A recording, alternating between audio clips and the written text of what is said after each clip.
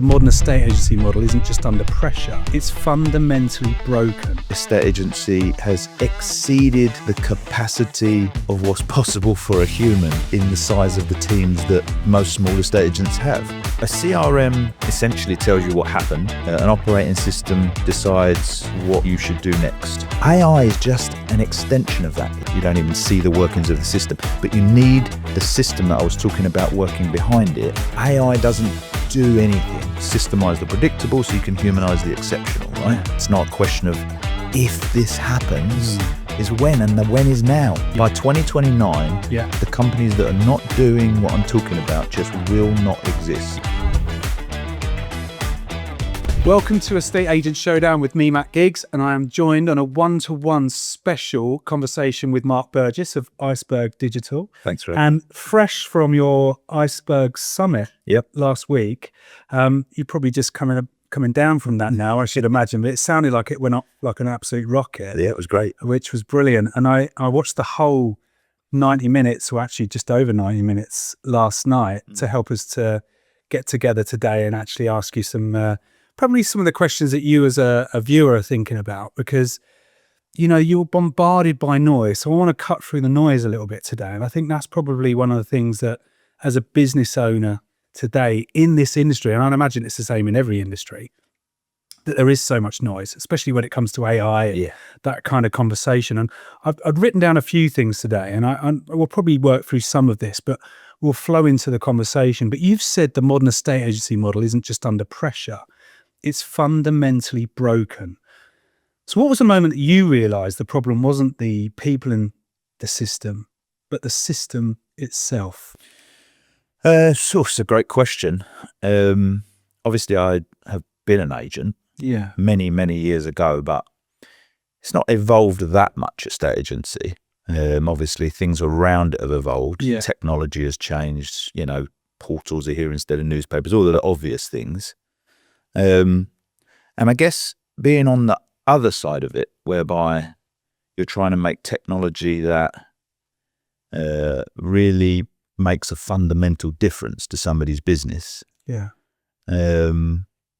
allows you to look at lots of different businesses, and it allows you to wonder why some of the things that you maybe have done that should have had a massive impact sometimes haven't. And looking at all of that just led me to the realization that, you know, estate agency has exceeded the capacity of what's possible for a human in the size of the teams that most small estate agents have. The revenue per employee isn't enough, all of that sort of stuff. And so that's really, you know, AI itself is interesting to me, but it's pretty boring to most people.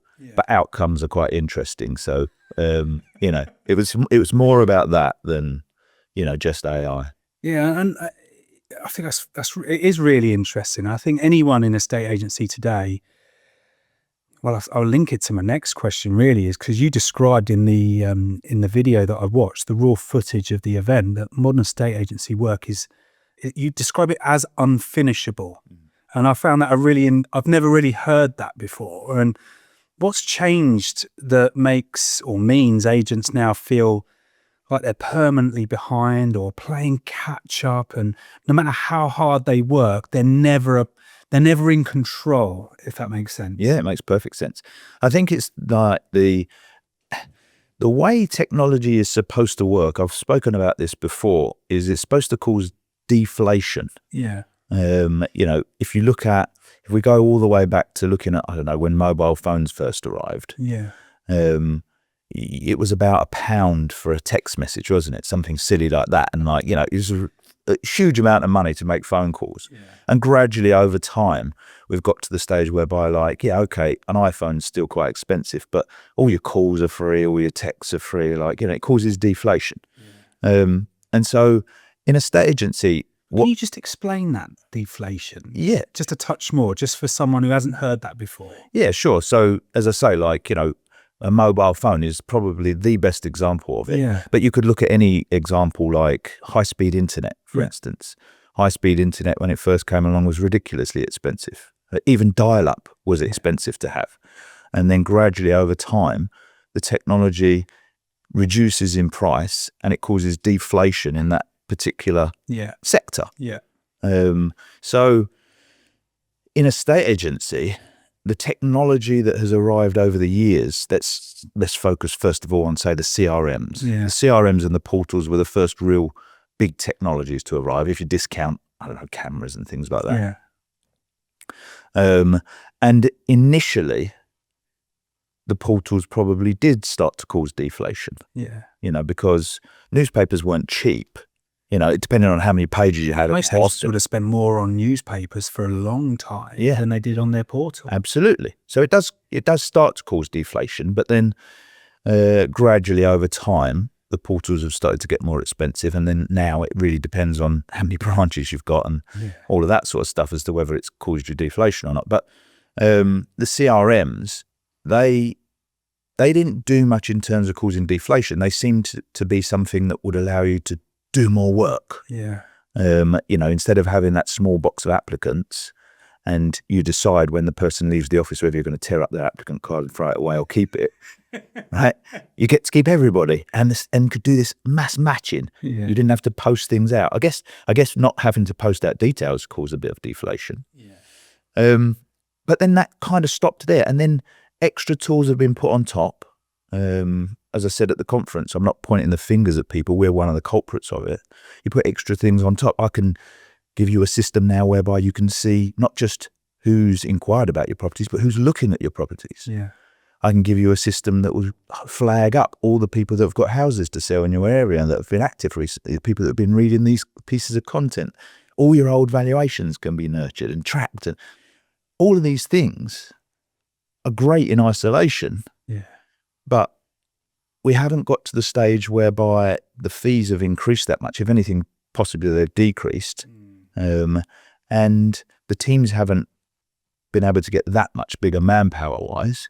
So who's doing all this work? You know, it's like I say, it's great in theory, and we kind of need it, because if we were still working on an applicant card and a property file, then probably we would be out of business. But it's just overload, right? You've got your phone's pinging, your emails are going, the rocks in life cycle are going, the active, like, you know, who's active, sales progression, more sales, more applicants, more matching, more leads, more everything. Yeah. It's just not manageable. So that's the unfinishable. That's the unfinishable side of it. We could go downstairs in your team now, as efficient as they are, one of the most efficient teams probably that I've seen anywhere in the country working, and we could still uncover things that aren't getting done, right? Yeah. Yeah. But do you feel like technology, and you included within this, it was supposed to save time? Yeah. But yet many agents like us and many others, I should imagine, listening and watching this, feel busier than ever. So how did the tools designed to create efficiency end up just creating more work? Yeah. I think a lot of that is probably just down to, you know, just the way that the world has evolved, not just a state agency. We're all expected to kind of be there 24/7, 365. Yeah. I mean, like... Is that because of the customer? I think it's just the ease of communication. You know, you might at some point WhatsApp a customer at 8 o'clock at night, and suddenly it becomes normal. Yeah. You know, and it's not maybe even that the person, it's not that you even was expecting that person to reply or they were expecting you to reply. It's just, it's on your mind at that moment, so I'm going to send a message now. Sometimes someone might even say, like, look, I'm sending this for you to reply in the morning, but it's there then, isn't it? Yeah. And you find yourself thinking about it, and you might as well just reply. Yeah. And that just spreads out across your whole life. Yeah, you start setting those expectations. Yeah, and generally, as business owners, our first thought, the most basic thought in business, I guess, is like, if we could just do a bit more business. Yeah. Ultimately, you know, you'll never succeed that way. You know, you can chase the money as much as you want, you'll never catch it. Yeah. But that's our first thought. And so, of course, like, well, if we could have, I don't know, more leads, more instructions, we should make more money. But, you know. Well, one of the first things that people talk to me about is that, you know, when I work with clients one-to-one or in a small group, is the thing they want, generally speaking, is more business. And they'll attribute that to more valuations. And actually, you look at the number of valuations that they do and the system and the data that they hold, you actually go, you don't want the amount that you've got. Yeah. Because you're not really doing enough with it. I mean, 5 years ago, we introduced a part of life cycle called active potential listings. And for the 13 years before that, is what people had been asking me for. How can you prove to me that you can get me more instructions? And finally, we found a way whereby my system can look all across your database, find all the people with properties to sell that have been out viewing, that have been on your website, reading about your company, but haven't yet put their house on the market, or people that you valued before that haven't put their house on the market that are on your website. And we finally found a way of giving people that function. Nobody uses it. They're too busy. They're too busy. They're too busy. Doing what? Just the general administration and work of a estate agency. Like, there's a lot of stuff that has to be done manually at the moment. A lot of stuff. Yeah. And it's that's the thing that's taken them away from the very thing that they should be doing. Absolutely. Like, you think back to, probably estate agency when you first started, there was an actual person who did admin. Yes. And you did valuations. Yes. And occasionally you did some other stuff. Yeah. But mainly you did valuations. Yeah, right? you're viewing, there's a valuation, and you had time set aside for punting, used to call it. Whatever, but it was a simpler system. I think many agents just would walk back into that world tomorrow. Well, the funny thing about the conference, when I looked around at the demographic in the conference, I realised like there was very few people that even experienced that version of estate agency left anymore. So far behind. You've got people that have been in the industry 20 years that only come in 2006. Yeah. So and that wasn't happening then, was it? That's right. So it's a bit like. So was it Rightmove's fault? Because it kind of started the. I'd say Rightmove's fault. It's a bit of a joke, but a little tongue in cheek. But it was the start of agents coming away from having the conversations, if you like, because I still believe, and I know you feel the same, which is where we got aligned in the first place. Because years ago, before we actually finally understood one another, I used to look at you as like a dark lord in a estate agency. Yeah. This guy's talking shit because there's no way technology is going to grow your business or sell houses or list houses and everything else. You need people in people conversations and solving problems and everything else. And I missed the fundamental point, which was if you've got the right technology, it gets you into more conversation. Yeah, I mean, I spoke at the summit about, Excel adding up numbers for accountants, didn't put accountants out of business. Just removed a part of the job that they should never have really been doing. Yeah. And this is the same. Like, the model of a estate agency is broken. The revenue per employee is too low. Yeah. Like, it's way too low. Because they're not doing the things that they should be doing. Because, if you've got a £500,000 turnover and 7 staff, you divide the turnover by the staff, that's £71,000 revenue per employee. You think about the average wages in a estate agency, let's say 40,000, maybe even 50,000, right? There's not enough money left over. So you haven't paid your bills yet, and you haven't paid anything else, like all the things that you thought you were going to have when you started this business. Then what happens is you realize we've got too much admin here, so we need another person. But that person isn't going to generate any new revenue. Yeah. And so you've now got 8 people. 500,000 divided by 8, you just lost £10,000 on all 8 people. Yeah. I think this will really resonate with a lot of people watching this, is that they've added people to the T and just seen the profits. Absolutely. decrease. So in a estate agency, what happens is people start small. They work for a corporate, they open on their own, it's just them and their business partner. They keep all the money, it's great. Yeah. They have a small team of 4, everything's still great because the revenue per employee is great. Yes. And then they accidentally scale the profit out of the business. Yeah. Because you can't do it estate agency without loads of people. That's one of the questions I had. Is estate agency just addicted to adding new tools because it feels like progress, even if the outcomes, the profit, doesn't really improve? So in other words, they're probably not only adding people into the business, but they're adding new functions and technology in, hoping that at some point that will increase the turnover and the profit of the business. Absolutely. I mean, everybody,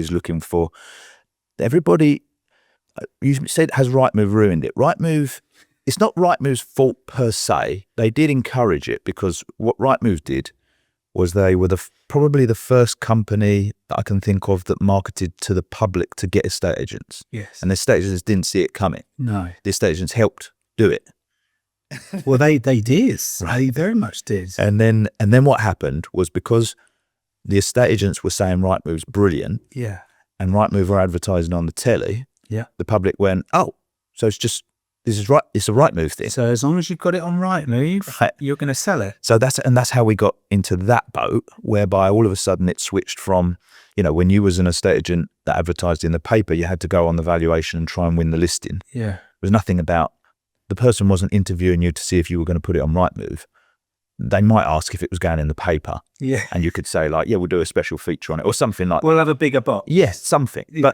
But it was clear that not all of your properties were going to be in the paper all the time. No. So it then just became about some other stuff, right? How well you got on with the person, how good you were at night, speaking to people, all of that sort of stuff. Rightmove came along, and initially you could just go, we advertise globally. We'll advertise your property globally. And people were like, wow, that's great.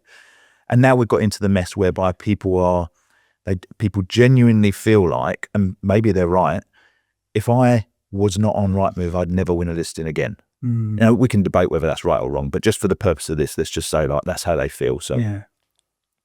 so we got ourselves into that boat, and now what people are, a lot of agents are looking for, is they're looking for a tool that will give them a USP, because, when, as a prop tech supplier, when you show someone something, one of the first things they ask you is like, can I have exclusivity on this? So, Because they want you to supply their USPs. But it's just not how business works, is it? You've got to figure that stuff out. What makes your company so special? It's not the technology you use. That might form part of it. yeah, it might support the thing. But there'll be something about your company that makes it so special. Estate agents, on the whole, don't really think like that, because, like me and like you, they just came out of corporate estate agency. They know how to do estate agency. Yeah. Haven't really thought about A good estate how agent. to build a And business. then the difference between being a really good estate agent, on your own, self-employed, low team levels, Right. good profits, because you're in control of it. The best example is the agent's whiteboard, right? Yeah. They've got all their numbers for their company on the whiteboard. Yeah. But they're the numbers that they had when they were just an estate agent. They're not Yeah. company numbers. Yeah. Where's the numbers around how happy your customers are? Yeah. Where's the numbers around how quickly people are paying bills? Where's the numbers around all of the company numbers? So the version of estate agency that we've got today is broken in the sense that there's too much admin that can only be done by people, which leads to low revenue per employee, and the tools that are being supplied require more people. Yeah. Well, I feel like the danger as well, when you've got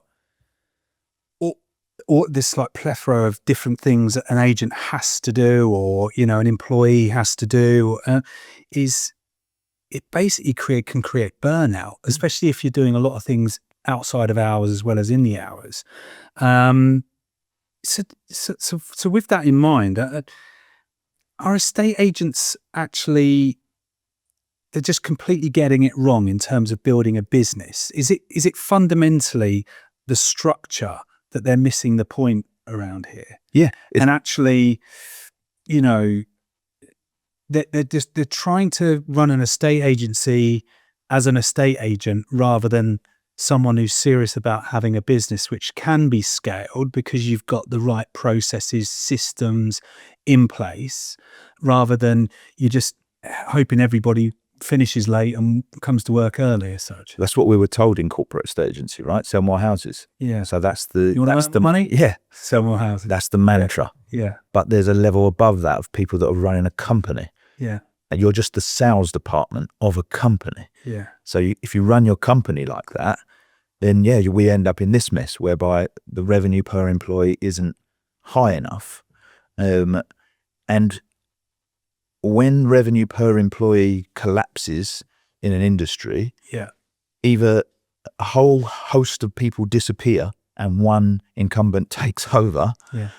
or it gets switched around by technology. And still a whole group of people that don't change will fall away. I mentioned accountants briefly.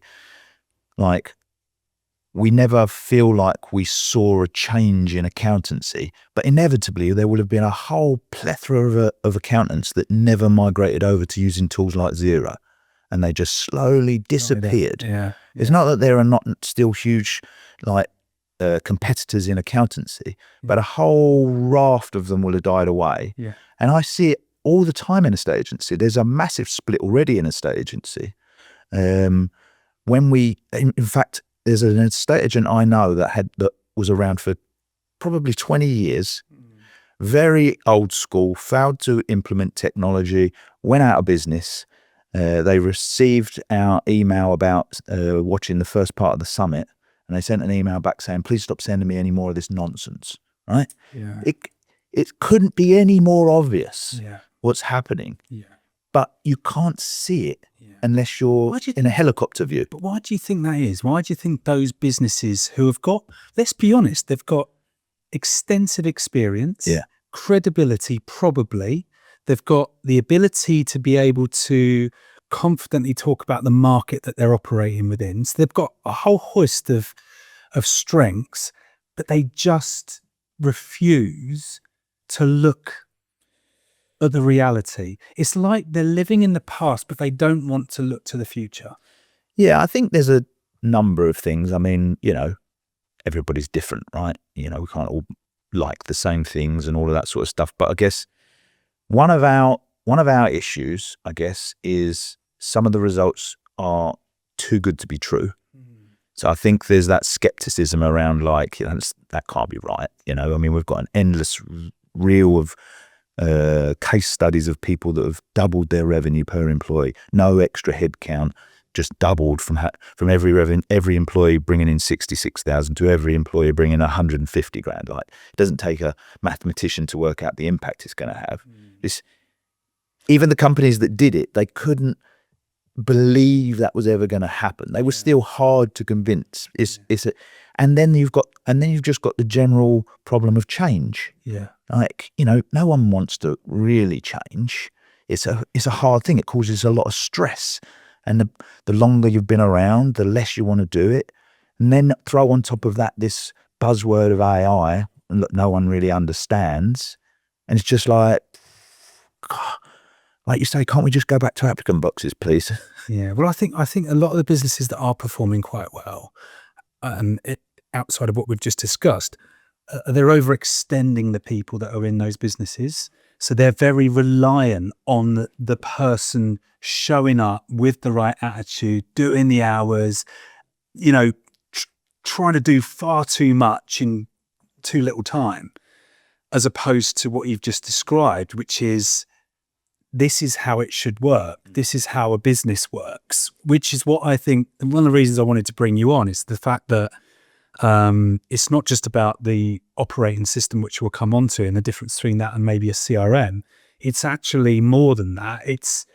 You can't just have that and it will solve all your problems, if that makes sense. There's a fundamental shift, and the guys that I see that are more in the past, they are like those accountants that refuse to look at the improvements to efficiencies, but also to spend more of their time as accountants figuring out problem solving for their clients, and it's no different. And I think the naivety at the moment is that we can maybe bury our heads and it won't happen. And it's just a sensationalism of AI and I get that, because I think, there's an element where there's no doubt people are just bombarded daily with, add this to your CRM, add that to your, you can do this, you can do that. It will solve this thing at the front end and it will solve this at the back end. And if you put this into the middle, this is going to solve everything. And because they're so desperate to figure out how to make profit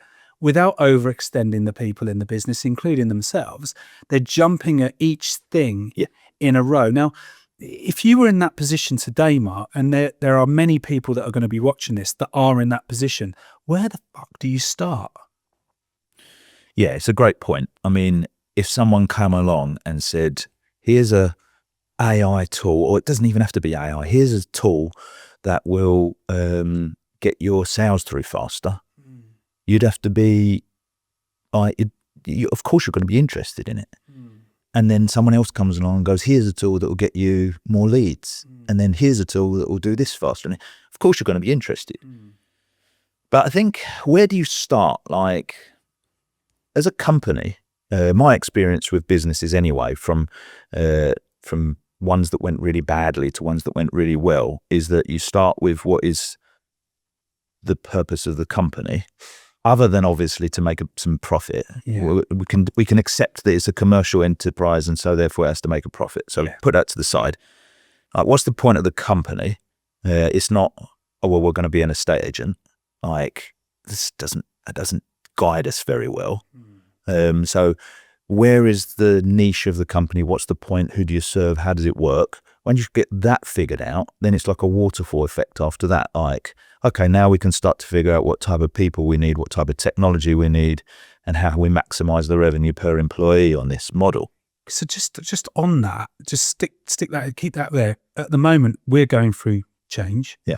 And our company's purpose is to be a platform for partner estate agents to work independently alongside our brand. Yeah. And we attract the clients and help them to do so, but we also develop, mentor, train, coach, hold them accountable. We'll give estate agents the opportunity to be either a hybrid, like self-employed agent or a partner agent employed. So the choices will be there, but they're going to be fully supported in doing so. So our brand's changing from really being the brand that works with the client, if that makes sense, that actually more so our purpose is to elevate the agents. Yeah. And it's a big shift. And because that deep down is why I'm here. Yeah. I've had to literally go with your help and, listening, and it's probably 3 years in the making, right? Yeah. Let's be honest. And, I've come away from different projects which don't necessarily align with my purpose. I've had to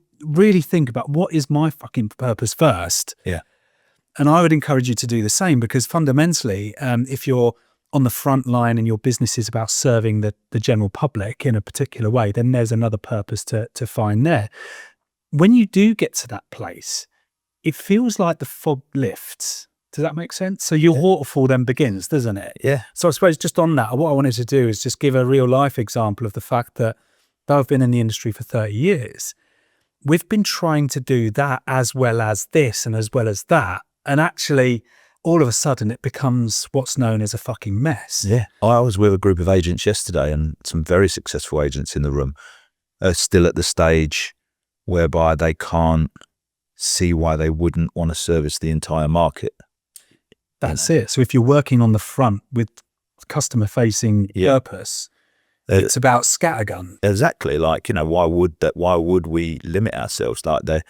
And I get it. I've been there. Like, it doesn't make any sense. But then once it makes sense, it makes perfect sense suddenly, doesn't it? You know what I mean? Because we're now going back to the right move problem. I'm going to service the whole market. Okay, so what's so special about you? Oh, I can get their house on Rightmove real fast. We achieve this, we do this. You're going to say all the things everyone else can say because you're middle of the road. And when you stand in the middle of the road, you get run over, right? So what makes you so special? Yeah. And then find the people that want that, and they'll pay for it. Yeah. Right? Yeah. But you have to, first of all, go, what makes us so special? And it's different for everybody. Like, I've worked with so many agents on this over time. And in the beginning, you would just say, but they're all estate agents. Yeah. But not one of them has got the same business model. Not one of them. No. Of all of those agents. But in the beginning, they all think they've all got the same business model. Yeah. And that everybody in the town's got the same business model, and that they need me to give them a USP. Yeah. And at the end of it, they're all completely different. Obviously, there's similarities because they're selling houses, but they would all, if you sent all of them in on valuations, they would all say something completely different. And then they'd find the person would go with the one that they align with, right? Yeah. So that's where it doesn't matter if it's a estate agency or a software company or a personal trainer or whatever it is. What's the point of the business? Who are you as people, and who are you trying to serve? There was a lady yesterday on one of the sessions that we were doing, and she was just saying estate agency stuff, but I kind of know her a little bit. And she's such a nice person. And I was saying to her, like, you're missing something here. Like, you put other people before yourself. Like, and she was like, yeah, I'm bad at that. Like, you know, I'd rather help somebody than help myself. And I was like, it's the essence of your whole company. Yeah. You know, for people that want an estate agent that doesn't wear a shiny suit and brown shoes, like that's your company. And it suddenly you could see it clicking for her. Yeah. Yeah. I was like, and by the way, when it clicks and it's in line with who you are, that's where the magic starts. absolutely. And now it doesn't matter if she uses Life Cycle and you use Life Cycle or Iceberg, whatever you want to call it. Your messages are different. You're using it for different people. We can now use the tools to amplify the message to find the right people, the people we want to work with, that are looking for what we're offering, that will pay what we're asking. And so the business begins. Yeah. Yeah. Yeah. It's a really interesting one though, isn't it? Because what percentage of businesses that are running don't actually know the purpose of their business? We're an estate agency, I would say most of them. So there's the opportunity.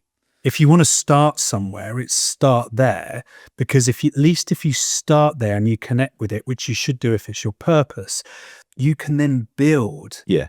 I think the tricky thing is that, like, you try to work it out for yourself.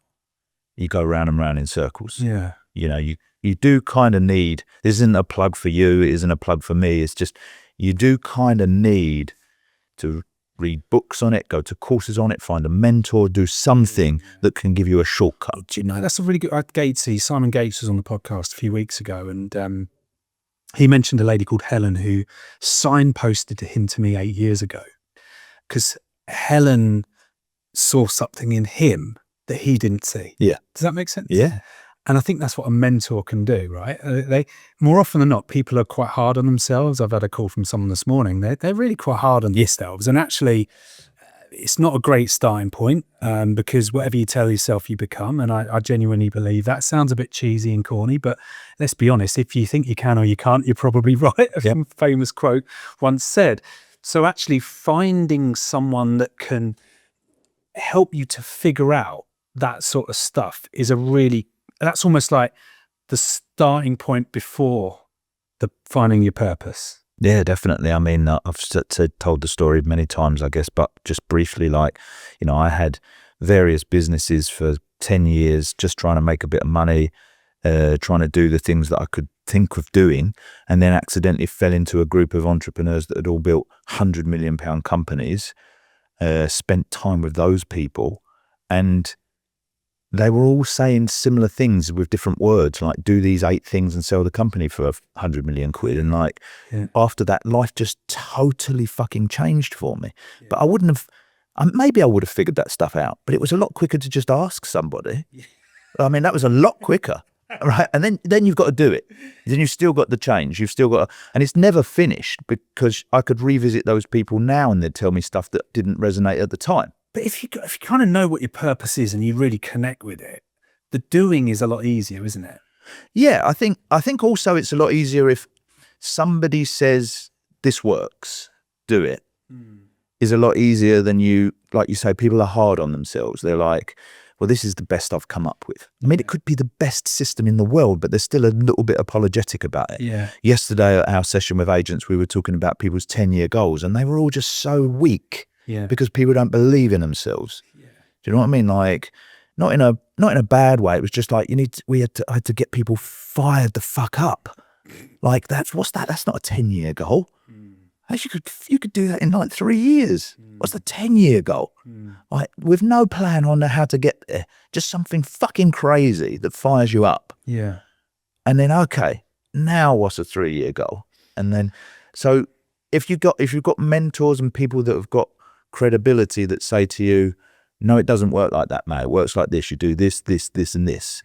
Then it removes a lot of the argument and a lot of the searching for, am I right? Am I wrong? You can spend a lot of time in between. Yeah. It's the same with being in the market and actually being in the middle of the road. You know, if you don't stand for anything, you fall for everything, don't you? Yeah, and you'll, you know, things will go wrong. So like, if you haven't got some guidance on it, you'll go, oh, I've messed all this up. This was a stupid idea. Yeah. Whereas you can go back to the mentor or whatever and go, this is going wrong for me. And they go, oh, It's just a little tweak. Yeah. We touched on purpose this morning. I was with Ollie, the guy who's off camera at the minute, and we was talking about your purpose earlier on. And, you know, what are you, 22? Yeah. 22. I mean, I've only just figured mine out, and I'm 50, Ollie, so you've got a long way to go, mate. But what I think, once you really, if you're watching this, you know, do reach out, because there is a lot of support and help out there for people to. I think you have to come away from what you're doing, get some clear space in, and whether it's you or me or somebody else, it's figuring that out, because you've got to go down into the foundations to build onto something, haven't you? Yeah, there's a great picture makes its way around on social media sometimes, of these two cavemen pushing a cart up a hill, square wheels, and there's a guy standing at the side going, "Do you want to buy these round wheels?" And they're going, "We ain't got time for that." But it's that though, right? It's like, you've got to make the time to get smarter with it, right? Yeah, and you shared one. I've used it since, and it's something I did years ago, you know, when I was doing some more speaking at the time. But you said there's that image where there was two quotes, and one says, "Who wants to change?" Who wants change? Who wants change? And everyone's got their hands up. And then the next one was, "Who wants to change?" And then there's no one's hand. Yeah. And I suppose that's where the industry is. You know, going back to it's not just our industry. No. It's the world. Yeah. And but the world revolves around businesses, economies, and everything else. You only have to look at the country at the moment, and you know, if you ask that question to the country and to politicians, they would all be saying, "Well, yeah." Yeah. And then you'd go, "Do you want to change?" They'd go, "No, I don't really want to. That's a bit uncomfortable." Yeah. But the place to change is to figure out your purpose. I believe most people have got a core purpose. Yeah. And actually, they just don't know what it is. Let's hope so. Otherwise, why the fuck are we here, right? But then it begins this whole exciting new place that you can venture into, which may be 20 years down the line, like the estate agents that closed down. It's likely that they didn't have a purpose, and that wasn't translated in the business. Yeah, I mean, like I say, I mean, you know, most of the agents I know, including myself, you were in a estate agency and you decided to do it for yourself, and that was it. There's no purpose. I know it all sounds very American and all of that sort of stuff, but it does form the fundamentals of everything in the business. Like, when you start looking at the business as more than just sales, you need something that ties the whole thing together. Yeah. You know, who do we employ? How do we employ people? Why do we employ people? Yeah. Like, why do we do that form of marketing? Why do we have that pet sales pitch? Why do our customers have a certain experience? Like, whose life are we trying to make better here? It's not just like, we sell houses. It's like, yeah. I think a lot of it though, Mark, and I've been guilty of this as well, is you can become a conditioned estate agent. Yeah. You know, you're at dinner parties, you're here, there and everywhere. What do you do? I'm an estate agent, right? Mm-hmm.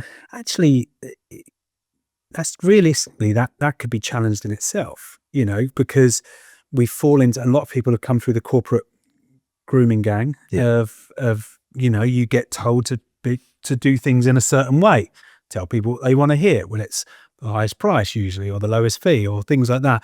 And you actually start to wear the coat, you put the waistcoat on, put the tie on, and you've got the brown shoes, and all of a sudden I look like an estate agent, I sound like an estate agent, but my purpose deep down actually isn't that, you know. And I think that's where I've worked with people and taught them the difference between selling and actually solving, you know. And you said it a minute ago, what problems are you solving? How are you making things better for someone? That's where the meat and the bones is. So we've gone down a rabbit hole here, because I didn't expect to go down that rabbit hole, but hey ho, that's what it's all about, right? Yeah. But I feel like you've got to bring people back from where they are. You have to go down before you go up. Definitely. I mean, like, you know, you mentioned before, like when we first met, we were on opposite sides of the spectrum. We were speaking at events whereby I was talking about technology, you were talking about people, and they felt like opposite sides of the coin. But the more that we got to know each other, the more we could say, actually, we agree. Yeah. I'm talking about what I said at the beginning. I'm talking about deflation. Yeah. And then putting people, like, how great would it be if your valuers literally did nothing other than spoke to people? That's my vision for my platform. And that's what estate agents are trying to do by hiring people to support them. Yes. But that kills the revenue per employee. Yeah. So actually, there is a way of technology empowering people to be more powerful. That's taken us really seamlessly and nicely into the difference between a CRM and an operating system. Okay. For a lot of people, they may either think it's the same or they've never heard of a operating system. Yeah. Tell us more. Okay, so a CRM essentially tells you what happened. An operating system decides what you should do next. Right. So if you think about your phone, it doesn't work because you have 250 different apps on it. Yeah. It works because it has an operating system underneath it. Yeah. And the operating system prioritizes what happens. So when you're listening to your music and you get a WhatsApp, the operating system decides interrupt, play the WhatsApp, go back to the music. Yeah.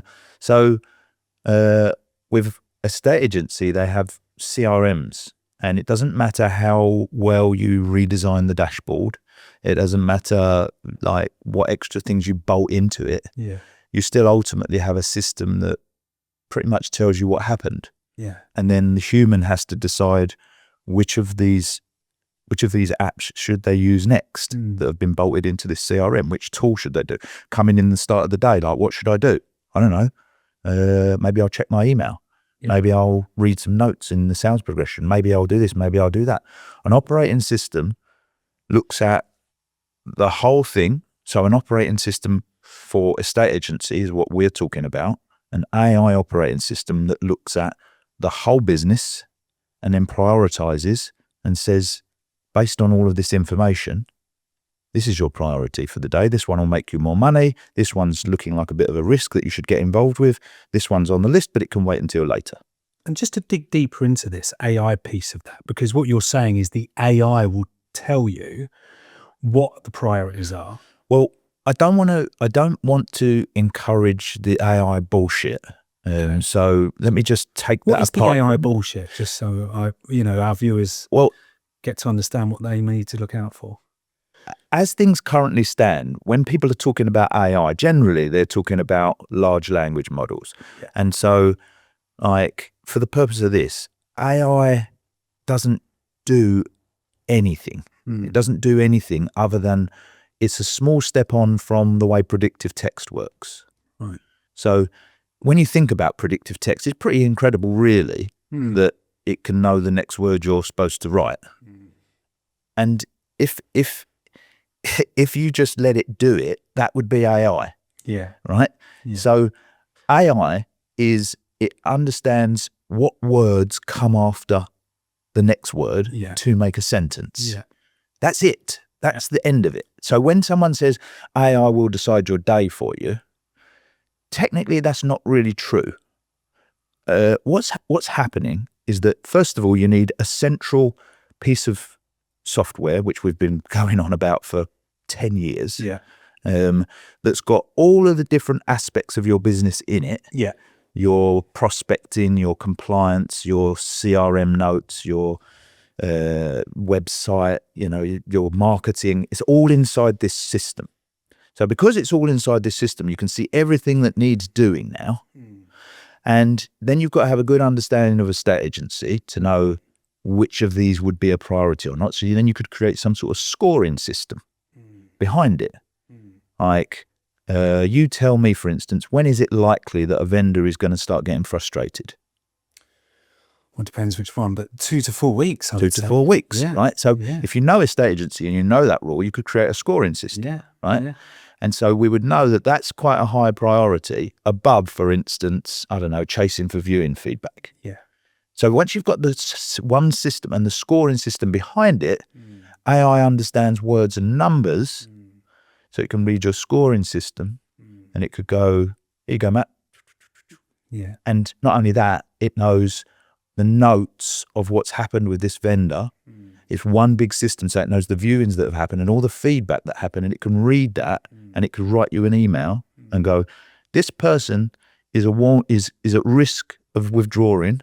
I've written you this email based on everything that's happened. So that looks so clever, right? AI did the whole thing. Well, technically, you could do it with Lifecycle, but it would require manpower and a lot of it. Yeah. Because you've got to stay on top of the whole ecosystem and manually look at who's been on the market 2 weeks and hasn't had feedback. So for a CRM, a CRM is not necessarily able to track all of that stuff. CRM is the way a CRM is built is very much based on the idea that the human is the operating system. Because a CRM is a customer relationship. Well, it's supposed to be a customer relationship management. Yeah. But the way an estate agent uses it is pretty much as a diary. It's a store or a diary. It's a diary, right? Yeah. So it doesn't matter too much if you put M. Burgess instead of Mark Burgess. It doesn't matter if you put my email address in. It doesn't matter the way the data's structured. It doesn't matter any of that sort of stuff. So as you know from using tools like ChatGPT, if you're not very clear, it'll start hallucinating stuff. If you just literally took everything out of your CRM, dumped it in ChatGPT and asked it questions, it just makes shit up. Yeah. So it starts with the ecosystem. Yeah. And we've had that for many years. Yeah. How you break the data down so that it's readable by computers and all of that sort of stuff. Yeah. Put everything in little pots so it knows that's viewing feedback. That's not the same as viewings. Yeah. That's vendor feedback. That's not the same as viewing feedback and all of that sort of stuff. And once that becomes clear, on top of that, you have a layer of what is a state agency? How does that work? What are the priorities? And then you can start putting together an operating system whereby someone could come in and it could go, right, these are the 15 most important things that are happening across your business right now. I've written you the emails to deal with them. Check the emails. Tell me if I'm right. If I'm not, edit them, and I'll learn from that because I understand words and numbers. And then you can send it. Right. Tell me about Fraser Estates, because I think that links quite nicely onto that, because what you used is your son, Fraser, who's 18, and you did make me laugh when you said, he could spend the next 3 years dossing around or whatever it was. Or let's say, for example, he started his own estate agency in your town now, and he had an operating system, right? Yeah. What would that look like? Because it'd be his name on the end of these emails. That's right. So now that we've built the AI operating system, like you say, I used Fraser as the example.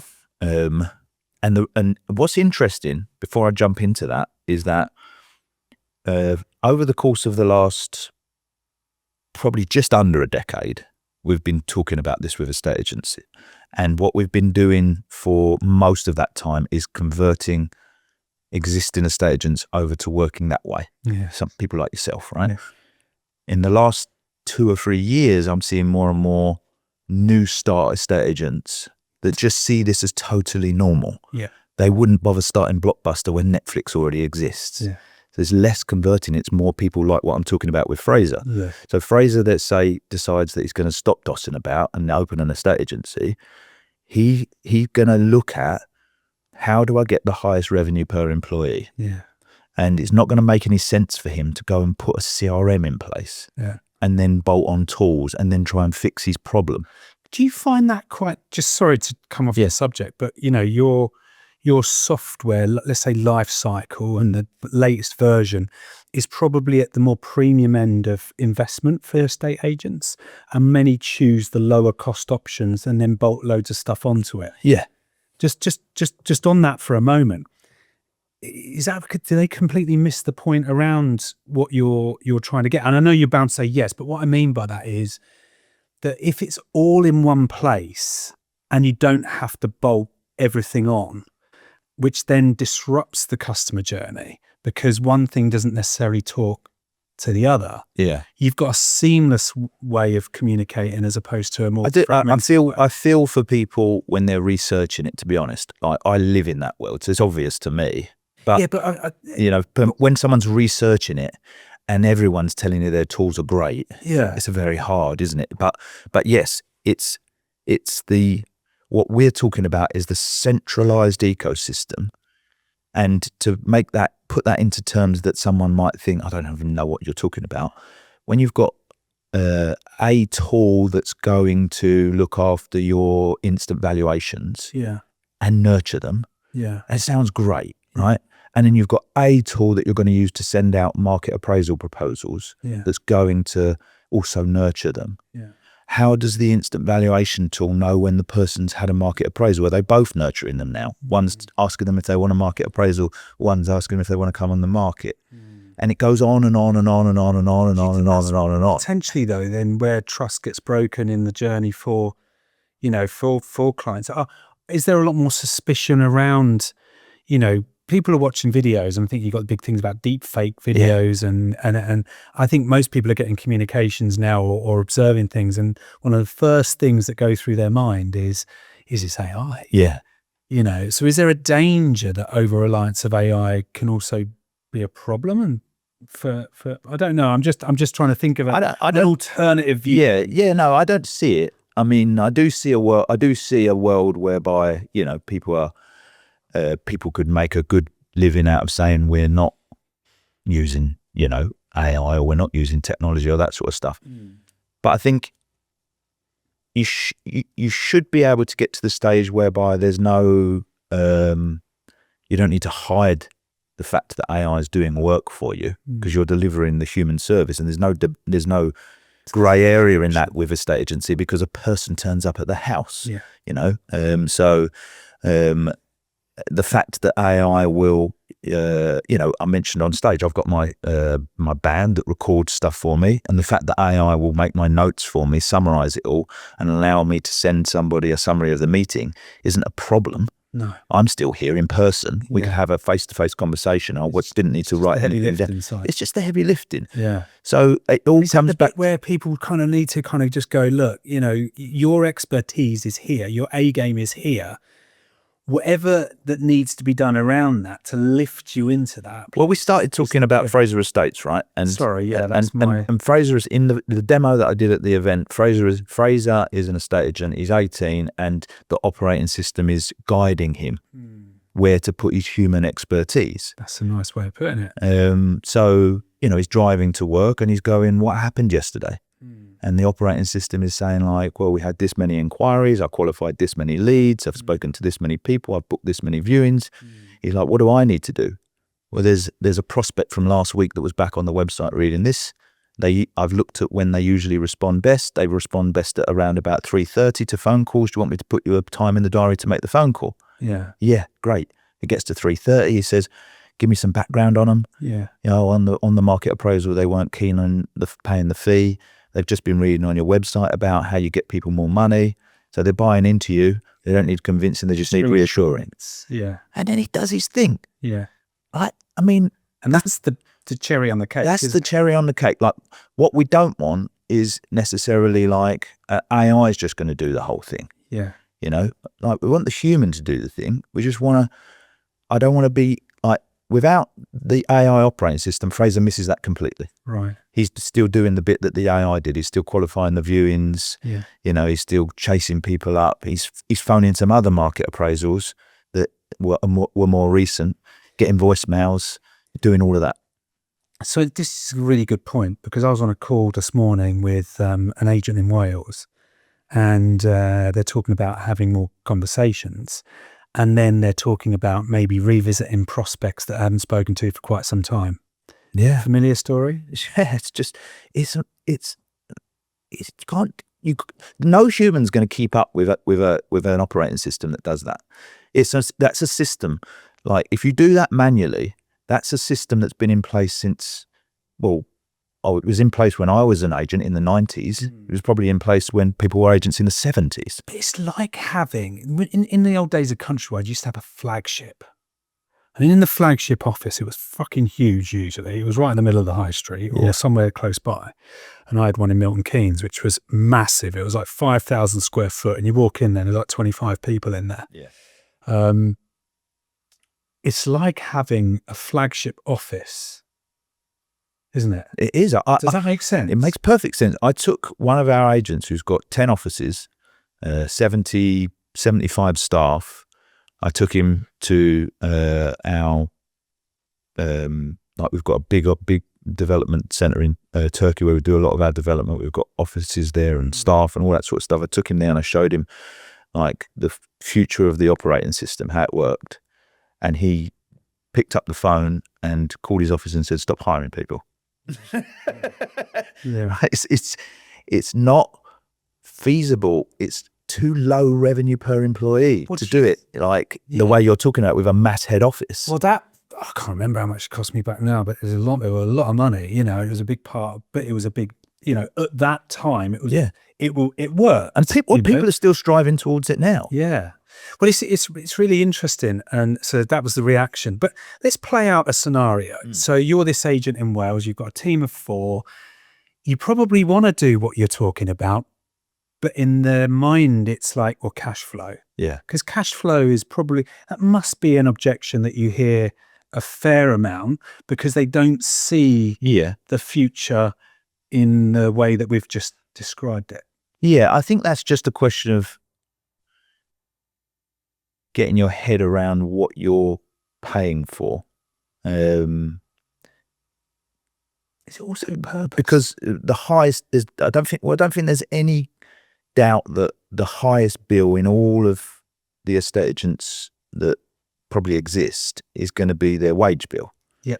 You know, when hard times come and you try and cut back on a bit of software and a bit of tech and a bit of this, the reality is, like, the only thing that's going to make a difference is dropping the wage bill, right?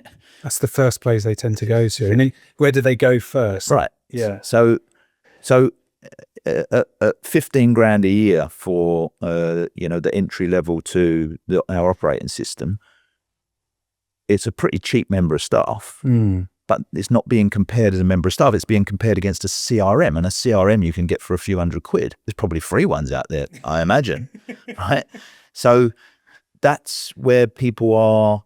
Maybe if somebody gets to the stage, don't use the pitch. Yeah, it's only 3 fees, isn't it, across a year? Probably less than that, right? But like, and then they've got to have faith that it's going to actually do what we say it's going to do. Is it going to increase your revenue per employee? And if I can show you those case studies of it, then it's like, okay, well, that's possibly believable, but I've still got to take the plunge. Yeah. I've still got to pay. I've still got to get there.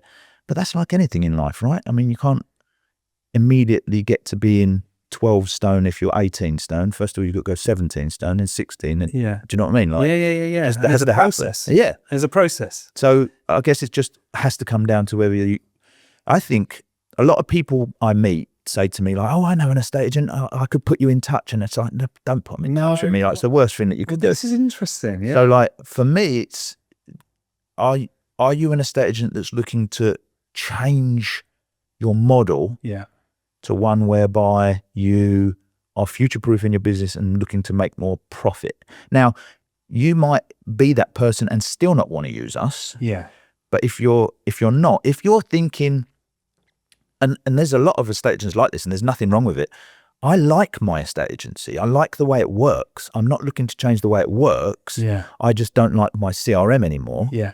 Just don't call it. No. Were you missing the point? Is that right? Yeah. Well, there's some good CRMs out there. Yeah. Like there's perfectly good CRMs out there. Do what you need it to do. And that's and if you're running a 20 branch company, that might be all that you want. Like, everything's fine. I don't want to rip the roots of this business out. Yeah. But if you're thinking there's got to be a better way than this in today's day and age, yes, you're right. But that requires some change, because you have to change your whole infrastructure. Yeah. And we've done that with loads of people. We've got a proven process of how to do it that works seamlessly every single time if you follow the process. But that doesn't mean that it's easy. You still have to go through the pain of change. There'll be casualties along the way, I guess, in terms of people that work for you now and people that maybe end up not working for you. So casualties along the way, Mark. The difference between an estate agent running being great as an estate agent and then transferring, because they are building a business effectively, they're paying wages, right, is the difficulty of making business owner decisions. So when you're implementing something that's attached to a purpose, a vision, you want to change, but you're looking at your existing team and thinking, Jesus Christ, this person's not going to want to adopt this system. You must come across that a lot with people in estate agencies today, where they'll put the needs of the employee and making it as fucking comfortable and as nice for them over their purpose, over the correct business decision, because they don't want to fire a friend. Yeah, absolutely. I think it all comes back to some of the stuff we spoke about before, whether you're running a business or whether you've made a job for yourself. So if I think back to my early days in business, I'd really just made a job for myself. Like the very first company I ever opened was an IT recruitment company, because I was working for an IT recruitment company and I'd got myself in with some big contracts with technology companies, and I could just do it for myself. Yeah. So I did. Yeah. And that's the general journey. Yeah. And because I might as well keep 100% of the money, right? Yeah. That's the way you think it's going to work. And estate agency, it generally works a similar kind of way. But I think when you suddenly figure out that you've just made a job for yourself and you want it to turn into a business, you have to go through this moment of realizing, like, Gigs & Co. or the Gigs Group is not Matt Giggs. Yeah. It's its own entity, and you've been put in charge of steering the ship. Yeah. And so your responsibility now is to make sure, one, the ship doesn't hit the fucking rocks, and two, that everybody that's on the ship is getting what, a good life, if you like. Yeah. And so, like, when you see you're heading towards the rocks and you go, I think the ship needs to bear left here. If someone in the engine department is going, I just can't be asked to bear left, I like paddling straight, and everyone's going to die, it's your responsibility to go, well, here's a boat, you get off, you go wherever you want, because we're going left. Yeah. Because I'm responsible for everybody, and most importantly, for the ship that you've spent like the last couple of decades of your life building. But do you think, like, because you were observing in the industry, there's a lot of change in terms of people going self-employed and then calling it, they've got their own business. Yeah. Is that, I get why people do that, because effectively they are the business. Yeah. And they've created a job for themselves. Yeah. And they keep more of the commission and all of those things. Is that sometimes a difficulty for people then, if they're under like a big model, to then be able to build a business beyond that? What are your thoughts? Because I on the self-employed model, but a little bit, because I think that what I observe is that, and this is just historic by watching it, which is why we've come up with a different solution to help people to still feel that they can actually build a business if they want to, beyond the job of being a hybrid or a self-employed agent. So where I see it can kind of falls down for a lot of people is they end up, when they're self-employed, having to do everything. Yeah. And actually that's the very opposite of having a business. Well, I was just going to say, like, I think it depends on what the end goal is for that person. Like, because I remember having a chat with Mike from Avocado. Yes. Who made a great point that some people have said on their model, which is similar to yours, like, if you become self-employed with, say, the Gigs Group, you work under the Gigs Group, and maybe you'll never own it, as opposed to a lot of the self-employed models are do what you want. If you take an EXP model, for instance, you use your own name, do what you want. There's a little tiny bit that says EXP, but you get everything cheap and you build your own business. And so they seem quite different. But the point that Mike was making, which I thought was really valid, was, okay, but what is it you're trying to do here? Because if it is that you are looking to have a more comfortable life financially, potentially retire early, and I can show you how to do that with less stress, is that not the ultimate goal? If you make enough money that you can buy some investment properties, you can start investing in an ISA and put money in a pension and retire by the time you're 45 or 50. Is that not what you're looking for? Or are you actually looking to build a business? Is that what's the fire inside your belly? Because the two are quite different. And because you've got to have fire inside your belly. Yeah, you've got to, and you've you've got to have money. And you've got to have money. You know, you've got to be able to make difficult decisions. You've got to have a lot of luck and all sorts of stuff. Now, look, like obviously the fire inside your belly was to build a business. The fire inside my belly was to build a business. I'm the type of person that I find it difficult to follow rules, other people's rules, and all of that sort of stuff, right? Surprises me. Yeah. So that's just something that was inside of me. But there are many people that's just the worst idea in the world for them. They're brilliant at what they do, and they would like to find a way of eventually they want to get out of the rat race. Yeah. So I think that model is perfect for those kind of people. Do you think though that people understand that principle of difference? So in other words, the first question you should really answer is, what is it you're looking for here? What are you trying to achieve? Yeah, I think the decision that you're making, because there's a lot of people that go into the self-employed world and it just doesn't take off. And then obviously on LinkedIn, everyone's doing really well. Yeah. But let's be honest, most people aren't. And even coming into employed estate agency just to balance the books, because this isn't a case of taking that model down, because I think it's worked brilliantly for a lot of people. But a lot of people fail in the employed model as well. Is it because they don't know what they're trying to achieve in their life to succeed? So actually the model is more important and the decision then needs to be around that? Probably. I mean, you know, it probably ties in with what I was saying about people making like small 10-year goals, like whatever it is, you've got to be fired up because there's going to be some hard work to be done. Yeah. Like when I was at school, I believed that I didn't like books and I didn't like learning.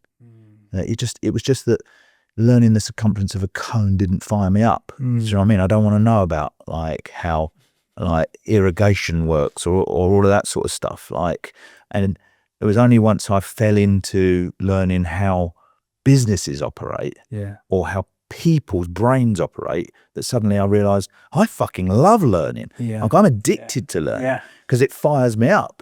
And so not everybody can immediately just go away and find out the thing that fires them up. But if you go to do something for money and it doesn't fire you up, then inevitably like there will be things that you have to do that are hard that you're not going to be asked to do. Like if you go to lose weight, then you're not really that fired up. But how many people lose weight because they've got a wedding coming and they actually do it? They're fired up. They picture the day, right? They know the photographer's coming, and then after the wedding, they maybe put the weight back on. You need to be fired up, whether you're going to go self-employed, whether you're going to go employed, whether you're going to start a business, whether you're going to work under Matt, whatever it is, like something's got to want to make you get the fuck out of bed and get on with it.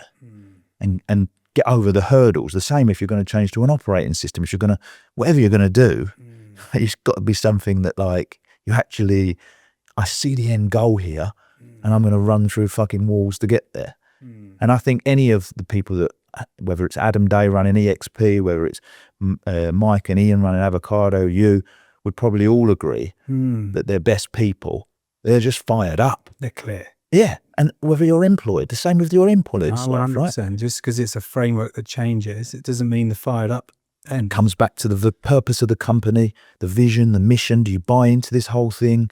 Yes, I buy into it. Yes, I'm ready to fucking go to war for it. Great. Like now we're going to go somewhere, as opposed to, I don't know, I've got Jeff or Sue in the office, like they just come in every day and like, I'm going home, it's 5:30, you don't pay me past 5:30. It's like, fuck off. I mean, it's genuinely like in a small business, that's not, you can't put up with that in a small business. In a corporate, go and hide in a corporate, like you'll be happier there. We'll all be happier. In a small business, like, you know, we've got shit to do. Yeah. Like there's not enough people here. We're already overloaded, right? Well, I think that's the bit that it feels like there's just a lot of chaos and noise around our industry, because I'm in the industry, right? And you know, my outcome, my purpose is to help agents go from being good to exceptional. So that means what tools, what support, what what do they need in order to be able to do that, whether they're employed or whether they're self-employed or whether they actually want to build a business with us. Fundamentally, it's about making those steps happen. And that vision that you're talking about there is the critical bit, right? Because that's what makes you using our operating system make sense.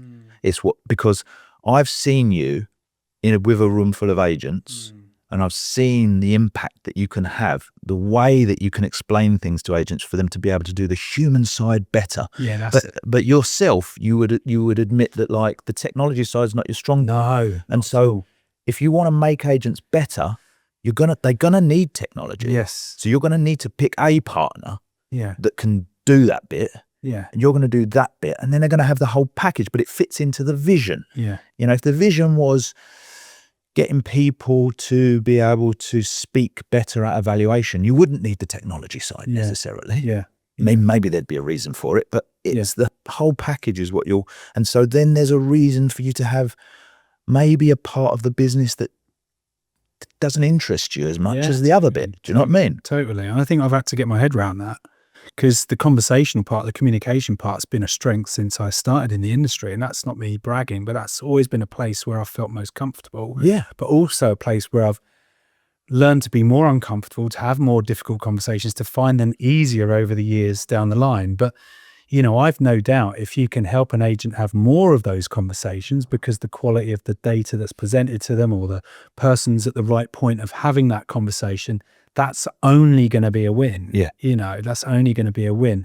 So winding just on I want to dig a bit into your business with regards to, you're out there, and how many, should we call them CRM systems, are out there in the estate agency market? I don't know, there's got to be 20 plus, hasn't there? 20 plus. How many AI operating systems are out there? None. Okay. So is that globally? Is that the reason why you've kind of gone? Because you mentioned a lot of this 7, 8, 9, 10 years ago. I know you have Fragra, which was another industry new kind of piece of kit. But is that coming back down to you as an individual going, I want to solve something here? Yeah, I think so. I mean, like, my CTO, Chief Technology Officer, Yusuf, is a great guy. I've worked with him for decades, and we get each other. But he's often said to me, like, why don't we just make a better CRM? Like, it'd be easier to sell. Everybody's got one. Then you give them a better one. It's easy. This just doesn't fire me up. Like I was saying before, it's just boring. There's companies already doing that. Like, they don't need another one of them. Like, it doesn't fire me up. So for me, for the last 10 years, I've spoken about everything that's happening now, the centralized system, the big data systems, all of that sort of stuff. AI has just made it make sense to people. Right. We've always had it. Yeah. And some people have gone, oh, that's really interesting. I really want to get involved in this ecosystem. I want everything in one place. Like you say, that would make my life easier.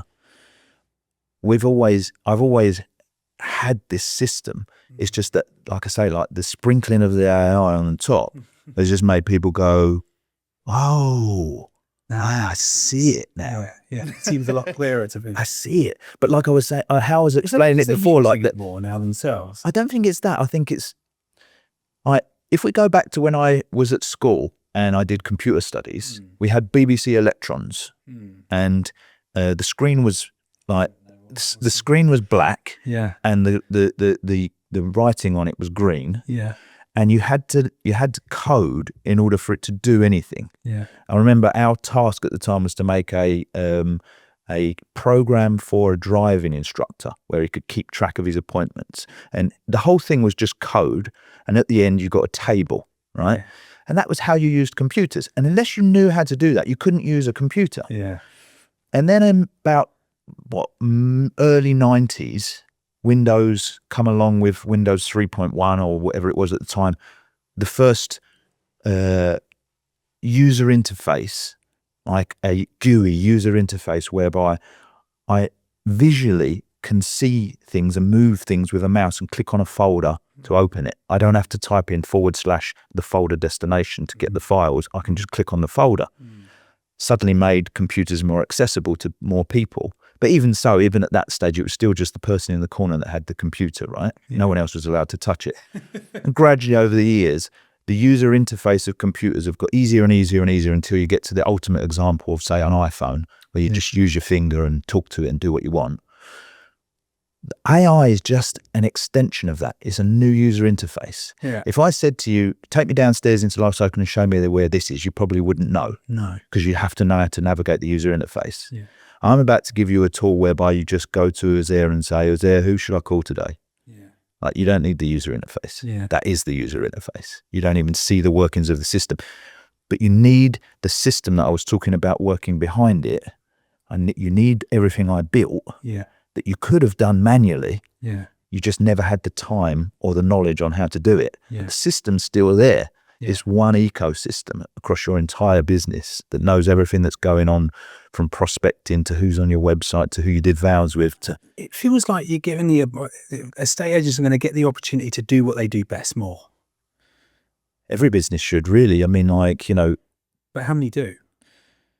Because it is, I think the unfinishable bit that we started on is also a great place to get to now, because ultimately I think we lose a lot of people out of the industry because of burnout.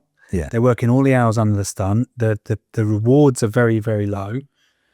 I think I guess the point that we've made a couple of times is that AI itself can't promise that. No. So, you mentioned before, like, it's Ollie, right? Yeah. Off camera, videographer. Maybe AI can help him do some stuff. That's not what I'm talking about. Like, there is AI that can help a stage and do some stuff, but they'll stay in that same problem of low revenue per employee, too many tools, too many places to go, too many things to be done manually. AI doesn't do anything. You need a centralized ecosystem, a new operating system for your business that works on this one operating system. And then we can put AI as the user interface on top of it. Yeah. To surface the right things at the right time. Yeah. Just going out and getting different AI tools isn't going to help. So yes, if you did all of that, worked that in that new operating system, then an estate agent should be able to do the human part brilliantly. I think, we've said it before, like, systemize the predictable so you can humanize the exceptional, right? Yeah. It's not replacing the best estate agents. It's replacing below average people in the company, the ones that you're fed up of saying the same fucking thing to 8 times. Get the same result. Yeah, the ones that are just lazy. Yeah. The ones that, like, forget to say the most important thing. Those people it will replace. Your A players, your B players, it's not going to be better than those people. And it doesn't need to be. No. It just needs to put them in the right place. They should get better. It's like, it'd be like wearing an Iron Man suit. Yeah. Right? Like, it's literally going to just put you in the right place at the right time and remove all the crap. Yeah. Because the software did it anyway. It's just you didn't ever have time to use it. But if the software doesn't already do it, AI is not going to help you out. Yeah, no, absolutely. And just on this AI operating system, when is it happening for people? Now, I mean, at the event, I ran through what Fraser's day looks like in Fraser Estates. Yeah. And I said, it's not a question of if this happens, is when, and the when is now. Like, literally over the course of 2026, we will just start releasing all those things that I showed at the summit. And estate agents will start using them. And will it make mistakes? Yeah. Who doesn't make mistakes? But the way that it works in one central system is that you have the brain of the system that you've taught about what's the point of gigs and co. And so therefore the brain of your system is different to the next estate agent down the street. The brain of your system understands what's the point of gigs and co. Underneath that, you have the context, which is what's happening in your company. That's why we need an ecosystem that knows everything. What's happening in the company in terms of the notes that have been left, who's been on the website, what valuations have we been on, what prospecting have done, what's on the market with other agents, who's been reading our content. It's got all of the context, everything that's happening in sales progression with every sale. And then under that, you build AI operators, individual little tools that do the things in the software that we thought a human would do manually, but they never had time to. I.e., this operator knows about all of the lists of our properties that we've got. So when I say, can you tell me how many 3-bedroom properties we've got on the market? This little operator knows that. This little operator sends emails. So when I say, can you send an email to John Smith about this? This little operator gets involved. This little operator goes and finds summaries of contacts. So when I say, can you give me a bit of a background on Mark Burgess? This little operator does it. You think you're just talking to one system, but there are all these operators underneath. And then what happens is something changes in your company. You take on a new licensee who operates in Norfolk. You tell the brain, and the brain tells all the operators. So even over time, even if we've built 1,000 different AI tools for your business, they all learn that you now operate in Norfolk at the same time. Your website knows you operate in Norfolk. When blogs get written, it knows you operate in Norfolk. When it's writing content for ChatGPT, it knows you operate in Norfolk. It could update all of your old content immediately to know that you operate in Norfolk. When it talks to members of the public on your website, it knows you operate in Norfolk. Like, everything changes immediately. But imagine if you didn't have one central system, and in a few years you had 1,000 AI agents. Who's going to go and update those to tell him that you work in Norfolk? Someone's going to have to do it manually, and something's going to get missed. And it's not just big things like, oh, suddenly we operate in Norfolk. It's small things like, oh, we're changing our fee. A conversation that you've had with somebody in the office has led to something else changing. And it's that one big system, and the brain needs to know why the fuck you exist. Otherwise, like, my AI is going to spit out generic crap, just like ChatGPT would, just like the other agent down the road. And everyone's going to go, oh, this is crap. And they're going to give up on it. Meanwhile, you're not going to give up on it. Your system's going to be going off the fucking charts, and they're going to die. And you're going to have an incredible revenue per employee. And that's how that split happens. I think when you say about fixing, you can fix something in this system and it's done. You know, unlike an employee, it could sometimes take you forever and for nothing to change. So I find that really, really interesting. Just on, I suppose for me, one of the things, I don't know whether people, because you speak a lot about the future, you speak a lot about, you know, how to, was it, where did my industry go? Was that? That was my first book, 2015, something like that. Now that was 10 years ago. Yeah, 11 now. What was the premise of that book?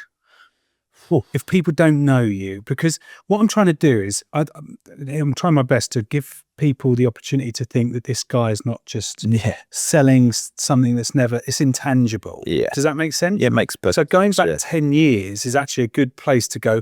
What did you talk about 10 years ago that's actually happened since? Yeah, well, it was released 2015. I wrote it just over the period of 2013, 14. Where did my industry go was about the fact that at the time I was saying all companies need to become media companies. We're going into a world whereby social media is going to explode, and you need to be at the forefront of it. And to do that, you have to write content, and you have to get on video, and you have to put this stuff out there.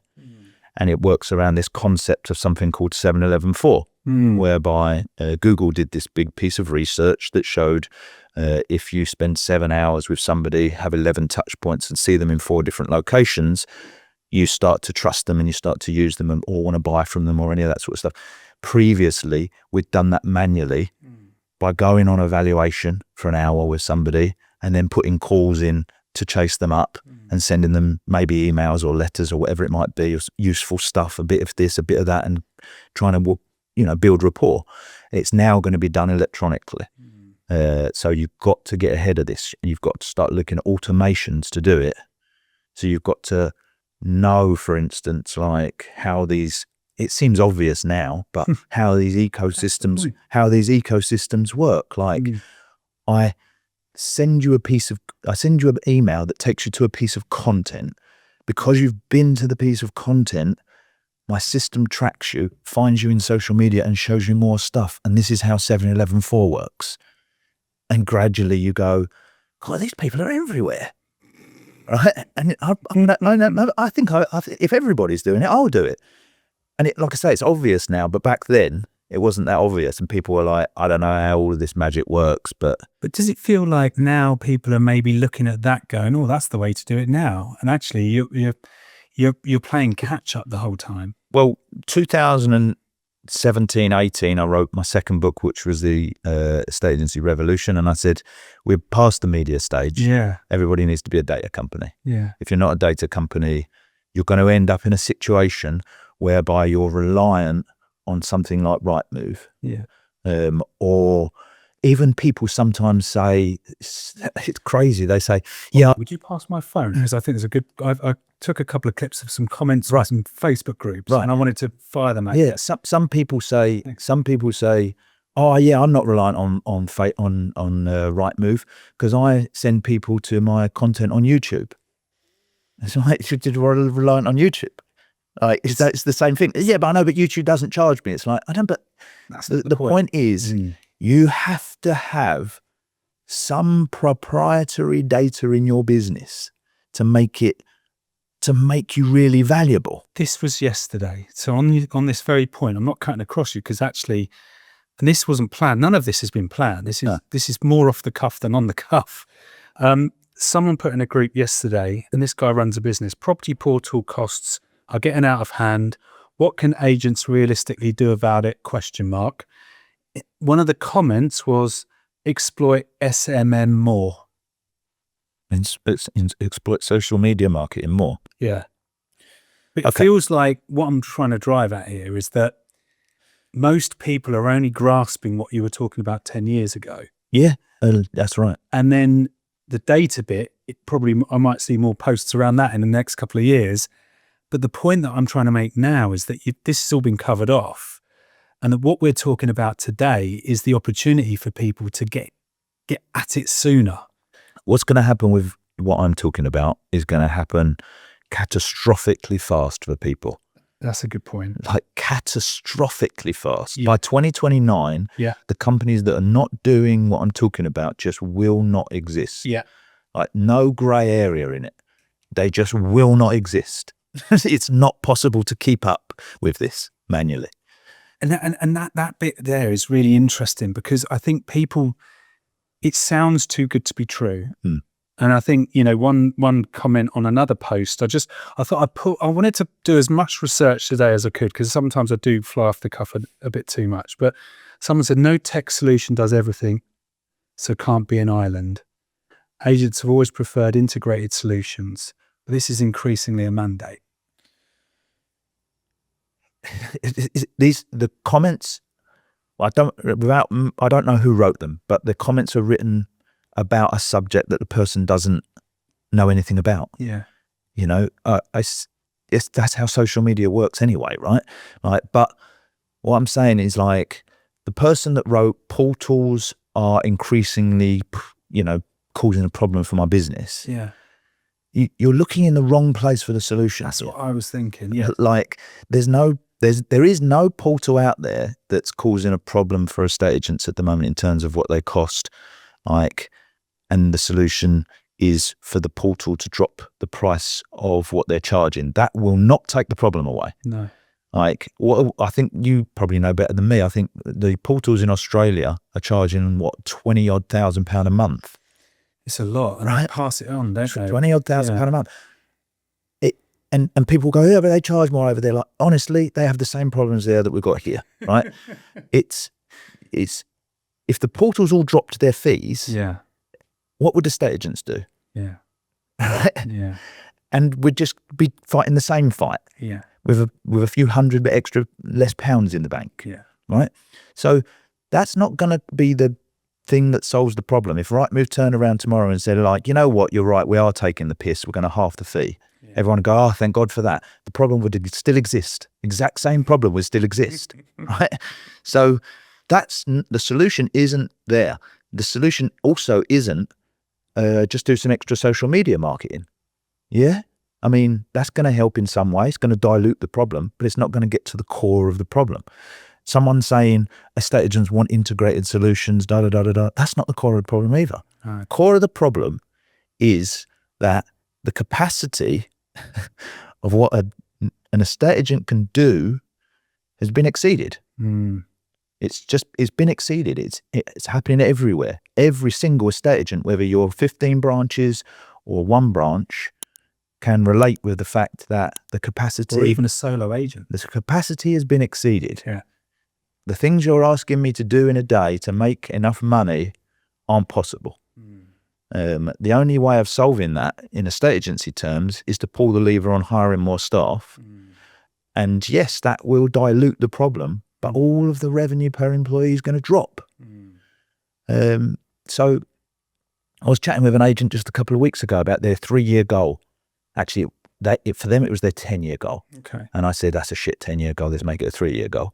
But basically, they were like, get up to 15 branches, have 3 million in profit. And I was like, who cares about the branches? Yeah. Why does the branches matter? You want 3 million in profit. It's 15 headaches. Exactly. Like if you made 3 million in profit out of one branch, would you be a failure? Yeah. Yeah. Or what about if it took 16 branches? Like, who gives a shit about the branches? But we've got this thing in our head because we came out of corporate and they sold it to us so well. Yeah. Like, going to have a branch, I'm going to have cars. There's no Freud model to prove that. Most people are sitting in a bedroom or in an office in their home and they're operating without any branch. So I'd like to speak with the person that says that no tech can do it all and, we should have integrated solutions and we should do this and we should do that. To fix what problem are you talking about? Because I'm pretty clear on the problem I'm trying to solve. I'm trying to solve the problem of you not making enough profit. And I can prove how you do it. And I can show you specifically evidence of how it's been done. So what problem is this person trying to solve?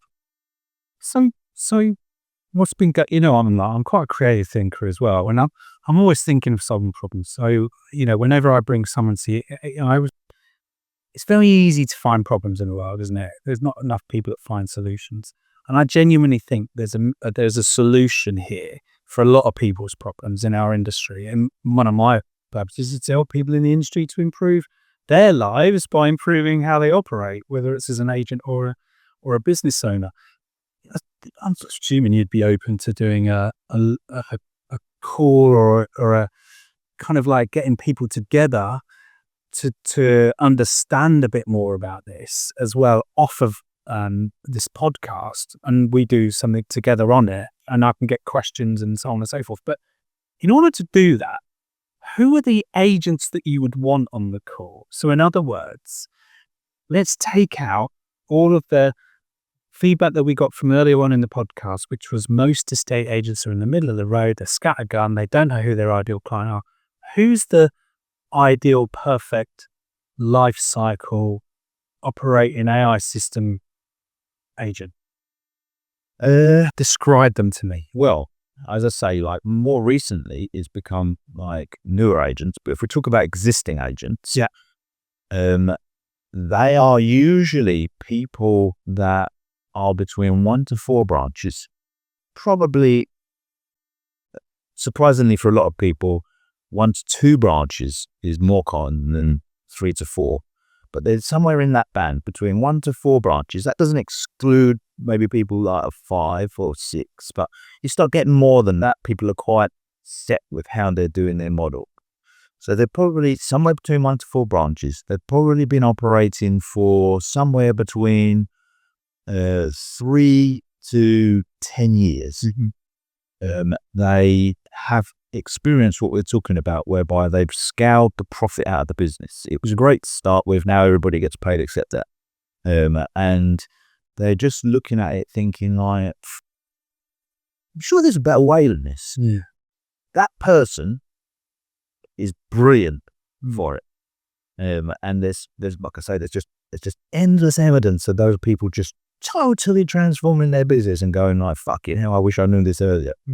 Some of them are 10 years down the line and thinking like, this was supposed to have got easier, I'm fed up with this. Some of them are 3 years down the line and are still quite passionate about like, redefining the way that a state agency works.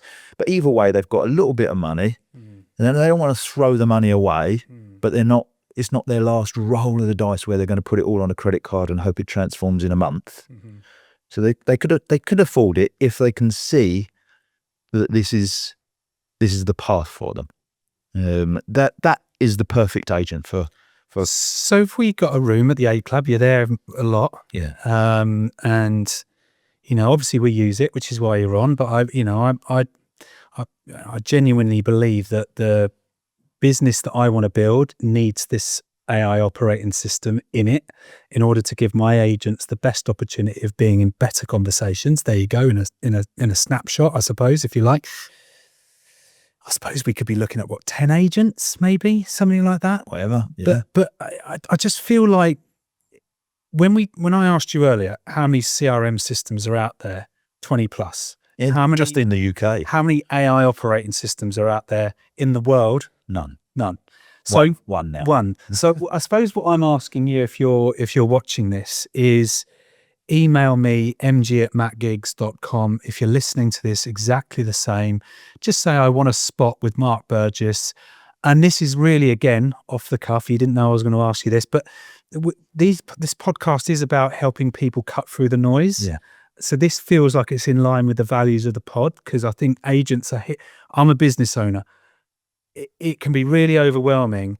It's more overwhelming if you don't know your purpose. It's more overwhelming if you don't have a goal, a 10-year goal, a 3-year goal, a 5-year goal, and you know that all of the decisions that you make are in line with that. I've done the wrong move by having lots of different businesses without knowing what my big goal was. So a lot of those businesses were good decisions at the time. Yeah. They all made sense. They're almost like those AI integrations going into your software. Yeah. So I feel like I get it. I'm not there, by the way, guys, which is why inviting Mark on today was selfish for two reasons. One is I want a great guest to share some different perspectives, but also to get an even deeper understanding as to some of the stuff. So first, for me, we can do something here. We can offer something, an event of some description behind closed doors for the right people, the right agents we've described. Is there anything I haven't asked you that you thought, well, that would have been a great question today before we wrap up? I can't think of anything. I mean, not really. People at the summit were like you said, when do we get this? Like, all over the course of 2026, we'll roll this stuff out. But it's not so much about what I know. People want it to do everything now, but it's not so much about advertising an AI operating system. That's obviously great for me. It's just people understanding that this split is happening now. It feels like it's happening so fast, but I've been writing, like you said, books about this for 10 years. It's not happening fast. It's just a culmination. Companies have been building towards this for a decade. It's going to happen like that, but it's not actually happening overnight. This split is critical for people to understand what's going to happen to their business. The software that they've got at the moment, like we said, it tells them what's happened. This is going to tell them what's happening. You've got software that you put in place for you to do things with that software to try to make your life easier. This is about getting something that does the fucking work for you and then puts the human bit in front of you for you to do the bit that you know that you're brilliant at. So that's all I would say is it's not an advert for an AI operating system. Obviously, I am an advert for an AI operating system, but understand this is a catastrophic moment for people that decide to put their head in the sand. Okay. Wow. Thank you very much for today, Mark. You've travelled up to see us in sunny St Neots today, and we've stuck you in a dark room to talk about software. It's freezing in here. It was boiling in here. Yeah, we've got a room. You probably know this in your own offices, which is either fucking freezing or it's absolutely boiling hot. Ollie, you've done a great job for the first 10 minutes where it was probably about the right temperature. Since then, that's the North Pole. It's like the North Pole. So we need to get out of here, and we need to let these viewers and listeners think about what to do next. As I said, drop me an email, mg@mattgiggs.com. I want a spot with Mark Burgess. We'll figure it out. It could be probably March, April, probably more April, May sort of time, I'm guessing. And we'll probably have a bit more data then for then as well. Cool. All right. Lovely. Thank you for watching. Listeners, please follow, subscribe, give us the usual spiel. But, I know you're enjoying this. Come on the next one and I'll see you then.